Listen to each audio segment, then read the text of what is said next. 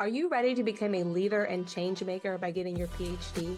Ready to stop stressing and actually take action so you create offer letters instead of rejections? Then this is the spot for you. I'm Dr. Natalie Morse, and I'm here to help you get into your dream PhD with full funding. Let's go. Hi, I'm Dr. Natalie Morse. Welcome to the podcast. Today, we're going to talk about academic consulting, specifically PhD consulting, and all the ins and outs, my insider knowledge, and basically how to not get screwed. If you're going to work with somebody and trust somebody to help you, what kind of questions do you need to ask? How does the industry work? What are the normal business practices? What should you be looking for? Why should you work with somebody? Why should you not work with somebody? There's a lot of questions. So basically, I work with a lot of clients, a lot of people who have used academic consultants in undergrad or for other areas of their life, coaches, consultants. A lot of people have not. And really trying to understand what you're getting for your time, money, and energy is important. And I want to break that down so you can find the best person to work with, whether that's us, whether that's somebody else. It's all good. But I think this will really help you start to understand what you're looking for in terms of support so you can find those right people to work with. We're going to talk about four main things today. Number one, business models in this space, because again, I had no idea how this worked until I got here, and you might not either. Number two, PhD specifics for academic consulting. Number three, insider knowledge that I have about how this industry works. And number four, things that are going to help you not get screwed. Okay, let's talk about business models. So this all really started coming to mind as I have a bathroom that's leaking. So I need to get this bathroom redone. And I am talking to contractors and getting different quotes and thinking about what I really want and how I want to do it. And I'm going to use this analogy to talk about you and your PhD goals, because I think it makes sense. A lot of us understand tangible things like new tile or a new shower, and then I can explain how it works in the PhD admissions consulting space. This wasn't what I was planning. I wasn't planning on redoing my bathroom because it's annoying, and I just really didn't want to deal with it. But for you all, you really want this PhD, so something you're really excited about. And then I guess if I fast forward, now that I know I have to do my bathroom, I am excited about it. I want it to look pretty. I want it to feel good. I want it to just be really something that I love, right? Because I'm going to use it for the next, hopefully 20 years. I don't want to replace my bathroom every 5 years if I can help it.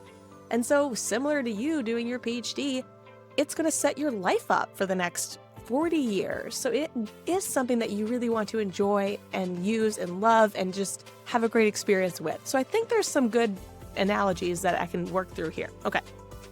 As I'm talking to other folks that are going to be redoing my bathroom, they have different approaches. So when you talk to different consultants, they also will have different approaches. And you have to start realizing what matters most to you. And so in this bathroom, I've been talking to people. Some people are really preaching. They're like, lifetime guaranteed. Other people are really expressing how beautiful this project will turn out and the materials and all this, right? So there's differences. And so same thing when you talk to consultants, there'll be different approaches. Typically, there are two main business models in the academic consulting space. So your business model number one is essay, revisions, edits. They are someone that you're typically going to send an email to with your document. They're going to read it if they're doing a good job and not just putting it through GPT, where I've heard horror stories, and then mark it up and send it back to you. That will be anywhere from, it's hard to give you exact numbers because again, every person and every business is different, but anywhere from $300 to $800 for an essay review. Okay. So this business works because they can get through a lot of those, right? So they might work with thousands of people in a given year. And you can imagine that their business can work because those dollars make sense for what the client is spending and then what they are delivering and their hours and time, and it all makes sense.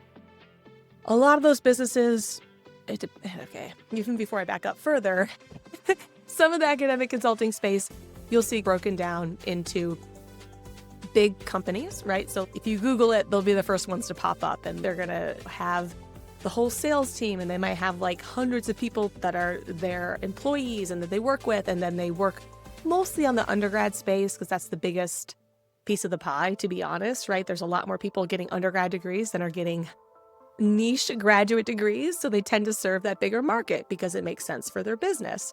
And so those are those big corporations.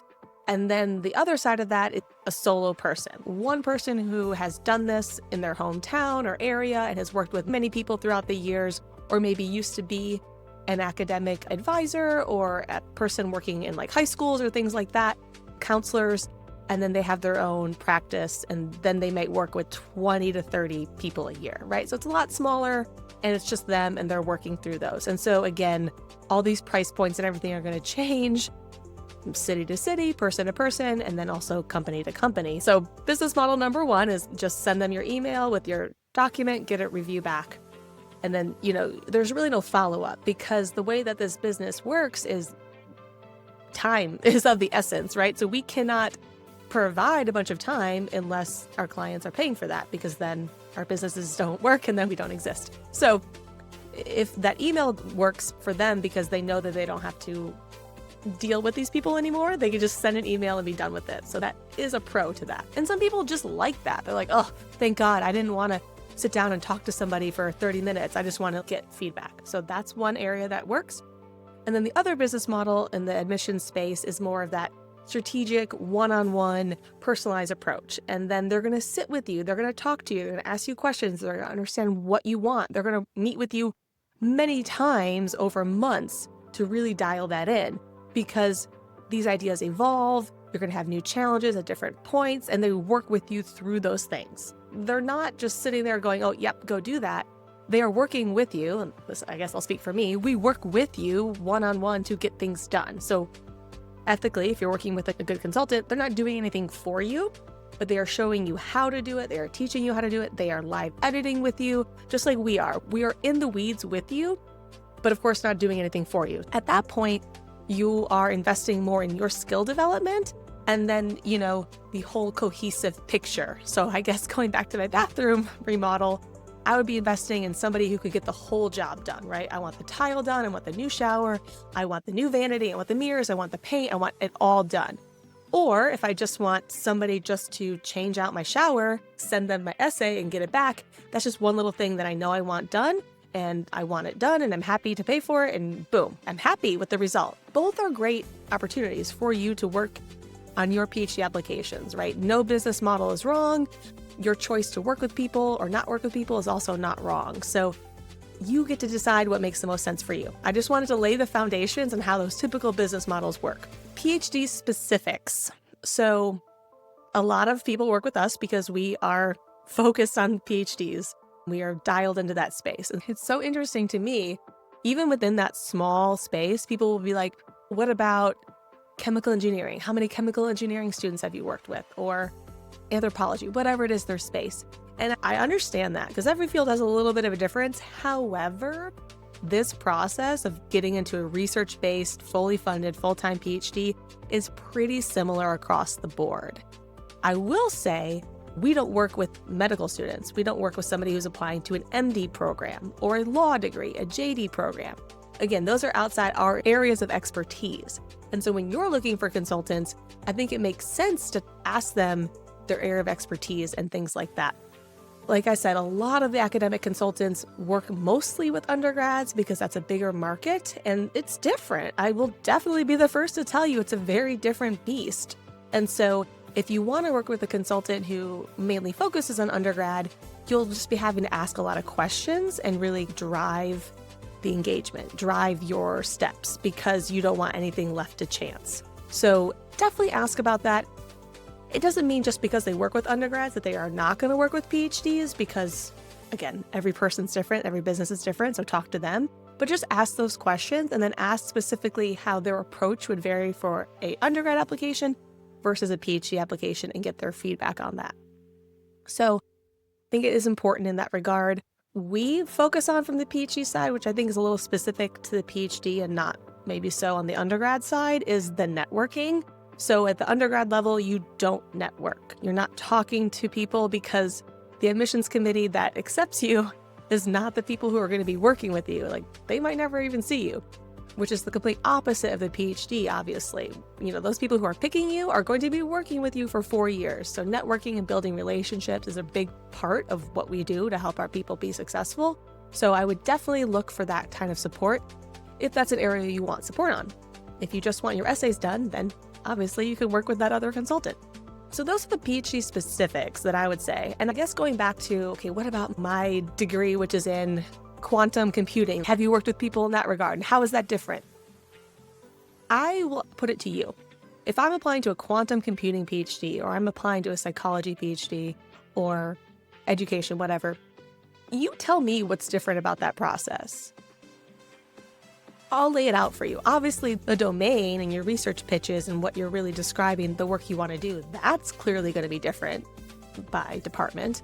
But the process of what you're doing and how you do it, pretty much the same. So first, you got to identify the ideal programs that are likely to admit you. That's your program fit. Find those faculty. Step 2, you have to network. Talk to those people. Talk to real humans. Get them excited to work with you. Step 3 is the marketing. You're going to have to update your resume, your online presence. You're going to update your SOPs, your statements of purpose, your personal history narratives. All that stuff is marketing. Whether or not you're applying to quantum or psychology, marketing is the same, right? You have to specifically say why you're the best person to be there and make them want to work with you over everybody else. And then step 4 is the interviewing. Interviews will happen, formal interviews, and you have to, again, make them choose you, magnetically pull people to you as opposed to everybody else. All those things are really the same, department to department. I will say the approach in terms of the PhD specifics and what they're looking for and what makes an ideal PhD candidate is what makes the PhD admissions consulting space unique as opposed to a JD or an MD or something like that. So understanding that psyche and what's driving these people to pick you is unique to the PhD, but that pretty much stays the same department to department. And I'll tell you what that is. They're looking for really interesting people. PhDs like weirdos. PhDs like other weirdos who have done crazy stuff that are going to come here and freaking kill it. So you have to have an academic background in your space. You have to have some research experience. You have to have good ideas. You have to have done some cool stuff and then actually be able to talk about it and get people excited. That's universal. So I hope I described the PhD specifics that you might be looking for in consultants. So you want somebody who knows this space. I don't think it really matters if they have their degree in quantum engineering. In fact, most quantum engineers are probably not going to be able to coach you well because they're going to be like, just do it. They're going to be like, 8 + 8 = 16. What about this are you not getting? But I think you want somebody who understands that space. If you want to work with an undergraduate consultant, of course, and you talk to them and you have a good fit and you like that their approach makes sense to you, that sounds fantastic. There are many people who can help as long as you are forward thinking and looking for what you want. So this kind of brings me to the what do you want? And it brings me back to my bathroom. Do I care more about the lifetime guarantee that like it's never going to leak, or do I care that it looks really pretty? Everyone's different in what they really want. So most people I talk to, I mean, they ultimately care about getting into their ideal program. And then most of my other high achievers that I work with also care about building the skills to get there and be more effective. Because if they get there and they're still like spinning their wheels, it's going to take them extra years to get their degree done, which nobody wants. They use this time when they work with us to build the skills, the networking skills, the marketing skills, and the research pitch skills. So when they get there, they get the better projects, they get the better positions. Whatever thing is open to them, they go in there and crush it. And so that's also something that you're saying, is this worth it to me to get these skills? Do I really value these skills? And same thing with my bathroom. Do I really value if the tile looks perfect or not, right? That's up to me to decide. But really all consultants who are working with you should be working on your skill development. Otherwise, you're just going to be paying consultants again in a couple of years when you want to write your next fellowship or you want to do the next thing. And at least for me, I want you guys to have all that skill in your back pocket so you can just go get that next 100K fellowship or get that next, not study abroad, but like I did research abroad in Australia, right? Like I was able to secure that grant funding for myself because of the skills that I had. And I want that for you too. So ask your consultants about how they approach that so that way you can start to make sure that they're the right fit for you or not. Okay, insider knowledge. So this is going to be talking about numbers. Like what should you expect to invest for this type of service? And again, it's super variable. You'll see people just charging for an essay review like $400 or $500, and then you'll see people with $20,000 packages to work in depth and everything in between. I will say that if you're looking at consulting and anybody is charging you less than $300 an hour, I don't like to quote by the hour because it doesn't make sense. Because if I'm really good at something and I can help you get it done in 4 hours instead of 10, I should charge accordingly because you're getting that benefit of that expertise and getting stuff done better and faster versus if I wanted to drag it out and charge you for 10 hours, I could. But this industry, the way a lot of it is priced is by the hour. You'll see packages by the session or by the hour. And so it is hard to compare apples to apples because it's like, what are you getting for that hour is hard. But again, talk to your consultant, make sure you understand what you're getting and that you have a good fit. But in general, if you're seeing anything priced at less than $300 an hour, you are probably getting like a GPT. If they're saying, hey, unlimited document reviews, and their whole package is like $5,000, yeah, they're feeding that to GPT. Because from a economics point of view of how businesses run, it ain't gonna run for long if they're not charging an appropriate rate to support themselves and their team. So that's something to look out for. And then the other thing is, who you're gonna be working with, because there's like the big companies who have a ton of staff, and there's like that single person who might just be working and they might be totally maxed out because they're working with 30 people, but they're all getting pinged all the time. I guess the same way you would think about a therapist. Yes, you might be able to find a therapist for $150 an hour, but can that person live off that amount of money? And if not, then they're seeing like 50 clients at once, they're scheduling them back to back, they're gonna be frazzled, and are you getting the best bang for your buck at that point? I don't know. Again, talk to your people, everyone's different. So the same thing for this. If you're getting anywhere below $300 an hour, just ask how they do that. Ask how they approach things and what that means. And again, it's very hard because you're not paying for my 1 hour today. You're paying for my 10 years of experience getting my PhD and doing all those things and training my people and all that. I will never say that there's a particular dollar amount that you need to be at or want to be at, but I'm just giving you some like insider knowledge. So I have friends who also do this in the space. I have a friend who does mostly medical school. So if you ever actually want medical school advising, reach out to me. I can recommend you to her. And she does a few PhDs like by request only. And I've never done a PhD package for like less than $10,000 because it's so intensive. We have different options, so you don't have to be at $10,000 to work with us by any means. But I'm just saying how different people might approach it depending on their style and also understanding what that project takes. So same thing for my bathroom. If I had a guy quote me $8,000 and everybody else is quoting me 18, which is right, it's around 20, I am suspect of that $8,000 because I'm like, what are you going to put in there for that amount of money? Because it's probably not going to be ideal. It's probably not going to work out the way that I want it. So you do need to approach what makes sense for you and your situation and also what you want at the end. So really think that through. Okay, the how to not get screwed part. So this I talked about earlier, which is like you don't want to be at any price point below $300 an hour. And you can do the math, and it's hard to do the math because we have some prep time that we do prior to our sessions and after and things like that and outside editing and stuff. So it's a little hard to do that math, but you can typically you can do some math in that regard. The other way to not get screwed is to talk about who you're going to be working with and how they approach things and like what a normal engagement might look like. I have been asked, can I talk to your former clients? I don't like to do that because I like to protect my people, right? Like their time is valuable. So you can ask that. It's just not very common to ask that. And I would not expect other people to give out their client information because you wouldn't want that either. So you can look on the internet. It's obviously a wild place, so it's hard to know how it all works, but testimonials are great. Usually you should be able to see either some written testimonials or videos or things like that'll give you an idea of what kind of experience their people had. So that's one way to not get screwed. The other way to not get screwed is to just talk about any questions you might have. If you have a question and you don't understand how something works, you need to ask. Because a month later, if you're still confused, you're not getting the benefit that you signed up for, right? You're not getting the thing that you wanted. So just make sure you're getting what you want and be super honest. These people have talked to hundreds of people. You are not the first person to talk to them. When I talk to people on consultation calls, you can't say anything to offend me. So really just be honest. If you don't like something or something doesn't make sense to you, instead of being like, yeah, that could work, say, I don't understand what that's doing and why I need that. Could you just describe it more? And if they're like unable to do that, then they might not know their stuff. Or if they're dismissive of you or something like, oh, you absolutely need this, 100%. Then again, they're not listening to you, and that might signal that your engagement, your relationship, working with them might not be super great. So you want to understand how they approach things and why they do things the way they do.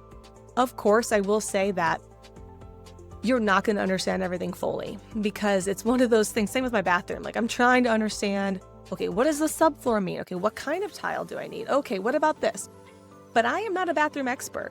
I have not spent 10 years doing bathrooms. So at some point, I do have to trust that this person knows what they're doing and do my due diligence. Obviously, I have Google. I can look things up, do my best. But at the end of the day, I have to be like, okay, I like this person. I think that they're going to be great to work with. I think my end result is going to be what I'm looking for, and go ahead. And then throughout the engagement, just if my contractor is putting up purple tile and I never asked for purple tile, it's my job to speak up and be like, what's happening here? This is not the tile I requested. So same for you. These are human beings that you're going to be working with throughout this project, your project of getting your PhD. And if you're not comfortable speaking up, getting what you need, then that also might be a signal that you're either A, working with the wrong person, or B, shouldn't be doing this because you don't feel comfortable in any capacity. So that's how you don't get screwed. You don't get screwed by you fully understanding what you want and then asking the right questions. Because ultimately, you're in control. You're driving the show. You know, anybody that you work with, yeah, they're leading, they have expertise, they will help you. You're the driver. This is great for your PhD, because as you start to self-lead your PhD and what you're going to create and accomplish, it's just a great segue into that, right? It's setting you up for success when you work with people and get the best thing for yourself. I think I gave as much information as I could about working with PhD consultants or academic consultants. And if you have any other questions, feel free to ping me. I'll put my email in the notes. And if you do want to work with us or just see if we're a good fit, then book a consultation call. We'll talk through everything and see if we're a good fit. And we're happy to get to work with you or point you in the direction of others we think might be a better fit.